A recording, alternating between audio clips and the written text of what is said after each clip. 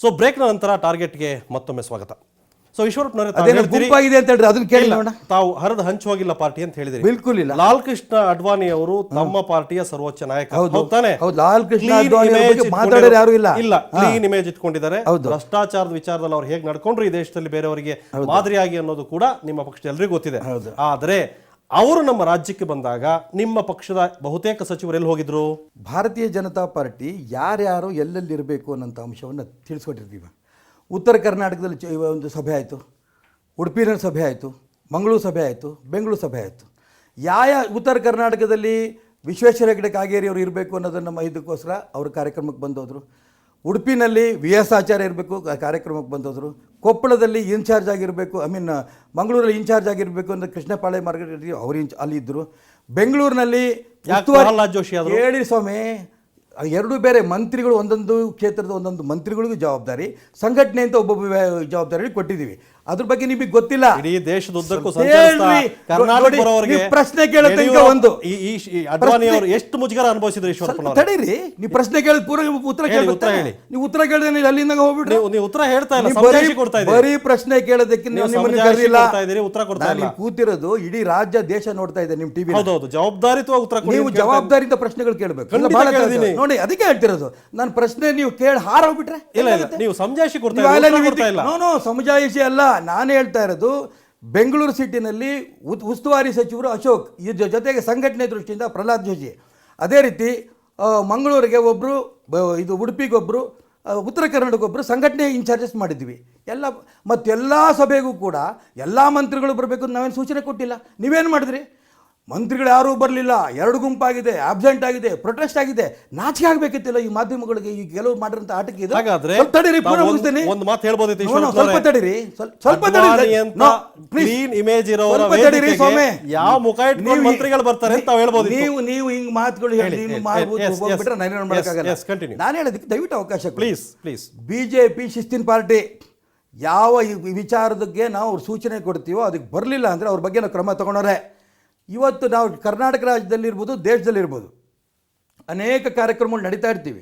ಯಾವ ಕಾರ್ಯಕ್ರಮಕ್ಕೆ ಇವ್ರು ಯಾಕೆ ಬರಲಿಲ್ಲ, ಯಾರಿಗೆ ಕೇಳಕ್ಕೆ ನೀವು? ನಾವು ಯಾರಿಗೆ ಬರಬೇಕು ಅಂತ ಹೇಳ್ತೀವಿ, ಅವ್ರು ಬಂದಿರ್ತಾರೆ. ಎಲ್ಲ ಕಾರ್ಯಕ್ರಮಕ್ಕೆ ಎಲ್ಲ ಮಂತ್ರಿಗಳು ಬರಬೇಕು ಅಂತ ನಾವೇನು ಸೂಚನೆ ಕೊಟ್ಟಿದ್ದೀವಾ? ನೀವು ಬಂದಿದ್ದಲ್ಲ, ಅವ್ರು ಪ್ರೊಟೆಸ್ಟ್ ಮಾಡಿದ್ದಾರೆ. ಯಾಕೆ ಈ ರೀತಿ ರಾಜ್ಯಕ್ಕಿಂತಲೂ ವಿಶೇಷವಾಗಿ ನಿಮ್ಮ ಸುವರ್ಣ ಟಿವಿ ಅಡ್ಡದಾರಿಗೆ ಹೋಗಂತ ಪ್ರಯತ್ನವನ್ನು ನಡೆಸ್ತಾ ಇದ್ದೀರಿ. ನಾನೊಪ್ಪಲ್ಲ. ನಾನು ಹೇಳೋದು ಕೇಳಿ, ಕಾರ್ಯಕ್ರಮ ನಿಮ್ಮದೇ ಫಸ್ಟ್ ಟಿವಿ. ನಾಳೆ ಅದ್ವಾನಿಯವರು ಬರೋದಿಲ್ಲ. ಯಾರು ಹೇಳ್ತೀರಿ ನಿಮಗೆ ಅದ್ವಾನಿ ಬರಲ್ಲ ಅಂತ? ಹಾಕ್ಬಿಡ್ತೀರಿ ಟಿವಿನಲ್ಲಿ ಬರಲ್ಲ ಅಂತ? ಇದು ಮಾಧ್ಯಮಕ್ಕೆ ಇರೋಂಥ ಒಂದು ಅವಕಾಶಗಳನ್ನ ದಯವಿಟ್ಟು ದುರುಪಯೋಗ ಮಾಡ್ಕೊಂಬೇಡಿ.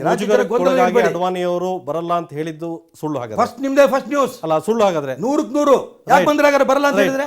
ಬಂದ ಮೇಲೂ ಕೂಡ ರಾಜ್ಯಕ್ಕೆ ಅಡ್ವಾನಿಯವರು ಯಾವ ರೀತಿ ಬಂದು ಹೋದ್ರು, ಆಮೇಲೆ ಬರ್ತೀನಿ ನಾನು.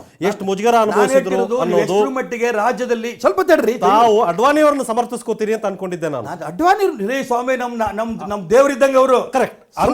ಅಂತವ್ರ ವಿಚಾರದಲ್ಲಿ ನೀವಿಲ್ಲ ಅಡ್ಡದಾರಿ ಹೋಗ್ತಾ ಇದ್ದೀರಿ. ನನಗೆ ಎಲ್ಲೆಲ್ಲಿ ಸುದ್ದಿ ನ್ಯೂಸ್ ಕೊಡಬೇಕು ಅಂತ ನಮ್ಮ ಪತ್ರಕರ್ತ ಗೌರವ ಇದೆ. ಬರ್ರಪ್ಪ ಅಂತ ಕರಿತೀನಿ. ಇವರೇ ಬಂದರು. ನಾನು ಕೇಶವ ಕೃಪಾಗೆ ಹೋಗಿದ್ದೆ. ನಮ್ಮ ಹಿರಿಯರು ಮಾರ್ಗದರ್ಶನ ಅಲ್ಲಿ ಹೋಗಿ ಬರ್ತಿದ್ದಂಗೆ ಬಂದು ನಿಂತ್ಕೋತಾರೆ. ಅಪ್ಪ ಬೇಡಯ್ಯ, ನಾವು ಸುದ್ದಿ ಕೊಡ್ಬೇಕಾದ್ರೆ ಕರಿತೀವಿ ಕಣ್ರಿ ಅಂತಂದರೆ ಇವರೇನು ಸೀದಾ ಬೆಡ್ರೂಮ್ ತನಕ ಬಂದುಬಿಡೋದ? ಯಾರು ಕರೆದಿದ್ರು ಅವರಿಗೆ? ಇದನ್ನು ಹೇಳಿದ್ರೆ ನಿಮ್ಮ ಸುವರ್ಣ ಟಿವಿನಲ್ಲಿ ರಿಪೋರ್ಟ್ಗಳು ಬರುತ್ತೆ. ಈಶ್ವರಪ್ಪನವ್ರಿಗೆ ಎಚ್ಚರಿಕೆ, ಈ ರೀತಿಯಲ್ಲಿ ಮಾಡೋದೆಲ್ಲ ಶಿಸ್ತಿನ ಪಾರ್ಟಿ ನಾಯಕರು. ನಿಮ್ಮನ್ನು ನಿಮ್ಮ ಸುವರ್ಣ ಟಿವಿ ನೋಡಿಕೊಂಡು ನಾನು ಶಿಸ್ತು ಕಲಿ ಅಂತ ಅವಶ್ಯಕತೆ ಇಲ್ಲ. ನನಗೆ ಸಂಘಟನೆ ಕಲಿಸ್ಕೊಟ್ಟಿದೆ ಎಷ್ಟು ಮಟ್ಟಿಗೆ ಶಿಸ್ತಲ್ಲಿ ಇರಬೇಕು ಅಂತ. ನಾನು ನಿಮ್ಮನಿಗೆ ಗೌರವದಿಂದ ಪ್ರಾರ್ಥನೆ ಮಾಡ್ತೇನೆ. ಈ ಒಂದು ಸುವರ್ಣ ಟಿವಿನ ನೀವು ಒಂದು ರಾಜಕೀಯ ಪಕ್ಷವಾಗಿ ಕಾಂಗ್ರೆಸ್ಗೋ JDS ಜೊತೆಗೆ ಹೋಗಬೇಕು ಅನ್ನೋದಾದ್ರೆ ಹೋಗಿ, BJPನ ವಿರೋಧ ಮಾಡೋಕ್ಕೆ ನಿಮ್ಗೆ ಅವಕಾಶ ಇದೆ ಮಾಡಿ. ಆದರೆ BJPನಲ್ಲಿ ಈಶ್ವರಪ್ಪ ಎಲ್ಲಿ ಹೋಗಬೇಕು ಅನ್ನೋದು ನಿಮ್ಗೆ ಕೇಳ್ಕೊಂಡು ಹೋಗ್ಬೇಕಾ?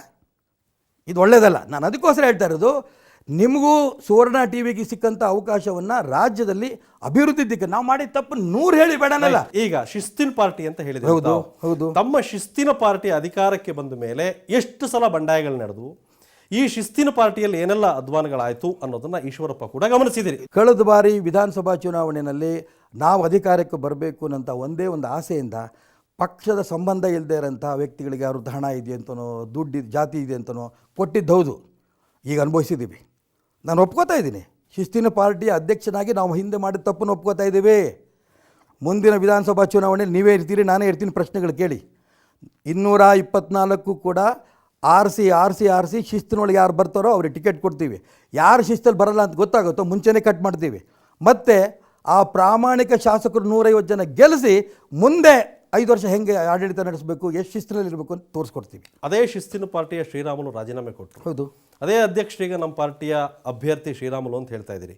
ರಾಜೀನಾಮೆ ಕೇಳಿದ್ದೆ ಯಾರು, ಅವ್ರು ಕೊಟ್ಟಿದ್ದ್ಯಾಕೆ, ಮತ್ತೆ ಎಲೆಕ್ಷನ್ ಯಾಕೆ ಬಂತು, ಯಾಕೆ ಅವ್ರಿಗೆ ಮತ್ತೆ ಟಿಕೆಟ್ ಕೊಡ್ತಾ ಇದ್ರಿ, ಇದು ಶಿಸ್ತಾ? ನೋಡಿ, ಅದಕ್ಕೆ ಹೇಳ್ತಿರೋದು, ಇಲ್ಲಿ ಮನುಷ್ಯನಿಗೂ ಭಾವನೆಗಳಿರುತ್ತೆ.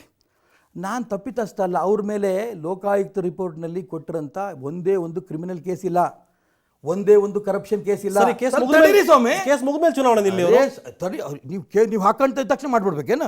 ಅವ್ರೇನಾಗಲಿ ಅಪರಾಧ ಏನು ತೀರ್ಮಾನ ಆಗುತ್ತೇನಾ? ನಾನು ಅದಕ್ಕೆ ಹೇಳಿಕೊಟ್ಟಿರೋದು, ಅವ್ರ ಕ್ರಿಮಿನಲ್ ಕೇಸ್ ಎಲ್ಲ ಅವ್ರ ಮೇಲೆ ಇಲ್ಲ, ಕರಪ್ಷನ್ ಕೇಸ್ ಅವ್ರ ಮೇಲೆ ಇಲ್ಲ, ಯಾವುದೋ ಒಂದು ಇನ್ಕಮ್ ಟ್ಯಾಕ್ಸ್ ಕಟ್ಟಿಲ್ಲ ಅನ್ನೋದು ಒಂದೇ ಕಾರಣಕ್ಕೆ ರೀಸನ್ ಮೆನ್ಷನ್ ಮಾಡಿದ್ದಾರೆ.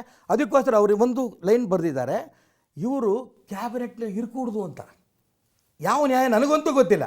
ಅದ್ರ ಬಗ್ಗೆ ತನಿಖೆ ಆಗ್ತಾ, ಅದ್ರ ಬಗ್ಗೆ ರಿಪೋರ್ಟ್ನ ಲಾ ಡಿಪಾರ್ಟ್ಮೆಂಟ್ ಅಂತ ಕೇಳ್ತಾ ಇದ್ದೀವಿ, ಸರಿನೋ ತಪ್ಪು. ಆಮೇಲೆ ಪಕ್ಷಕ್ಕೆ ಪಾಠ ಹೇಳೋರು ಬಂದೆ ಸರ್, ನಿಮ್ಗೆ ಯಾವ ಶಿಸ್ತು? ಆದ್ರೆ ಅವ್ರು ನಿಲ್ಲದಕ್ಕೆ ಏನು ಅಂತ ಕೇಳಿದ್ರೆ ನಿಮ್ಮ ಅನುಕೂಲಕ್ಕೆ ತಕ್ಕಂತೆ ಸಾರ್ವಜನಿಕ ಹಣವನ್ನು ದುರುಪಯೋಗ ಮಾಡ್ಕೋಬೇಕಾ? ಕೂಡ ಮುಗಿಸಿಲ್ಲ ನಾನು. ನೀವು ರಾಜೀನಾಮೆ ಯಾಕೆ ಕೊಟ್ರಿ ಅಂತ ಕೇಳಿದ್ರಿ, ಸ್ವಲ್ಪ ಅದಕ್ಕೆ ಉತ್ತರ ಕೊಡ್ತೀನಿ. ಯಾಕೆ ರಾಜೀನಾಮೆ ಕೊಟ್ಟರು, ಮತ್ತೆ ಯಾಕೆ ನಿಂತ್ಕೋತಾ ಇದ್ದೀರಿ, ಉತ್ತರ ಕೊಡ್ಬೇಕಲ್ಲ. ನಾನು ಅದಕ್ಕೆ ಅವಕಾಶ ಕೊಡ್ತಿರ್ತಾನೆ ನನಗೆ. ಕೇಳಿ, ಫಸ್ಟ್ ಕೇಳಿ. ರಾಜೀನಾಮೆ ಯಾಕೆ ಕೊಟ್ಟರು ಅಂತಂದ್ರೆ ಅವ್ರು ಬಾಯ್ಬಿಟ್ಟು ಹೇಳಿದ್ರು, ನನ್ನ ಸ್ವಾಭಿಮಾನಕ್ಕೆ ಪೆಟ್ಟಾಗಿದೆ, ನನ್ನ ಸ್ವಾಭಿಮಾನಕ್ಕೆ ಪೆಟ್ಟಾಗಿರೋದಕ್ಕೋಸ್ಕರ ನಾನು ತಡ್ಕೊಳಕ್ಕಾಗ್ತಿಲ್ಲ. ನನಗೂ ಫೋನ್ ಮಾಡಿದ್ರು, ಮುಖ್ಯಮಂತ್ರಿಗಳಿಗೂ ಫೋನ್ ಮಾಡಿದ್ರು, ಅಪ್ಪ ರಾಜೀನಾಮೆ ಕೊಡೋದಕ್ಕೆ ಪರಿಹಾರ ಅಲ್ಲ ಅಂತ ನಾವು ಹೇಳಿದ್ರು ಕೂಡ ಅವ್ರ ಸ್ವಾಭಿಮಾನ ಜಾಸ್ತಿ, ಅದಕ್ಕೋಸ್ಕರ ಅವ್ರು ಹೇಳಿದ್ರು ರಾಜೀನಾಮೆ ಕೊಡಿ. ಸರಿ, ಯಾಕೆ ಚುನಾವಣೆ ಯಾಕೆ ಸ್ಪರ್ಧೆ ಮತ್ತೆ ಹೇಳ್ತಾನೆ. ಅವ್ರು ಇನ್ನೂ ಸ್ಪರ್ಧಿಸಿಲ್ಲ, ಸ್ಪರ್ಧಿಸಿದಂಥ ಹಕ್ಕು ಅವ್ರಿಗಿದೆ. ಅವ್ರು ಏನು ಹೇಳಬಹುದು, ನಾನು ಊಹೆ ಮಾಡಿದ್ದು, ನಾನು ಅವ್ರ ಹತ್ರ ಮಾತಾಡ್ತಿರೋದು, ಜನ ನೀ ಸ್ವಾಭಿಮಾನಕ್ಕೋಸ್ಕರ ರಾಜೀನಾಮೆ ಕೊಟ್ಟಿದ್ದು ಸರಿ ಇದೆ, ಮತ್ತು ನೀವು ಚುನಾವಣೆ ಸ್ಪರ್ಧೆ ಮಾಡೋದಕ್ಕೆ ನಿಮಗೇನು ಸಮಸ್ಯೆ ಇಲ್ಲ, ನೀವು ಸ್ಪರ್ಧೆ ಮಾಡಿ, ಜನನು ನಿಮ್ಮ ಜೊತೆಗಿದ್ದಾರೆ ಅಂತ ತೋರಿಸೋದ್ಬೇಕು ಅಂತ ಅವ್ರ ಆಸೆ ಇದೆ ಅನ್ನೋದು ನನ್ನ ಗಮನಕ್ಕೆ ತಂದಿದ್ದಾರೆ.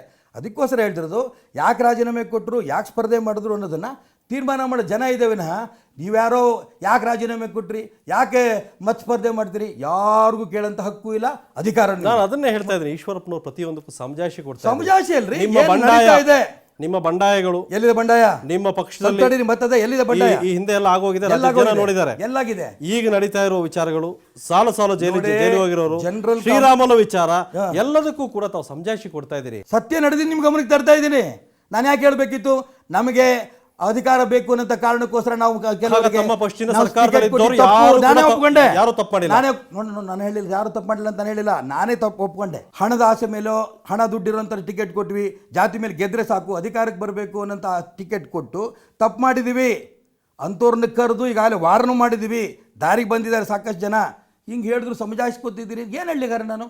ಇಲ್ಲ, ಅವರೆಲ್ಲರೂ ಸತ್ಯ ಹರಿಶ್ಚಂದ್ರರು, ಅವ್ರು ಯಾರು ದುಡ್ಡು ನೋಡಿ ಕೊಡಲಿಲ್ಲ, ಎಲ್ಲ ನಿಷ್ಠಾವಂತ ಕಾರ್ಯಕರ್ತರು. ನಾನು ಹೇಳಿದ್ನೇನು? ಇಲ್ಲಲ್ಲ, ನಾವು ಮಾಡಿದ ತಪ್ಪನ್ನೇನು ನಮಗೆ ಅರ್ಥ ಆಗಿದೆ, ಇದನ್ನು ತಿದ್ಕೋತೀವಿ, ನೋಡಿ ಮುಂದಿನ ಚುನಾವಣೆ. ರೈಟ್. ಅದೇ ಥರದ ಪ್ರಶ್ನೆಗಳು ಇನ್ನೂ ಇದೆ ನಿಮ್ಮ ಹತ್ರ, ಇನ್ನಷ್ಟು ಕೇಳ್ತೀರಿ ಈಶ್ವರಪ್ಪನವರೇ. ಅದಕ್ಕೆ ಮೊದಲು ಒಂದು ಚಿಕ್ಕ ಬ್ರೇಕ್.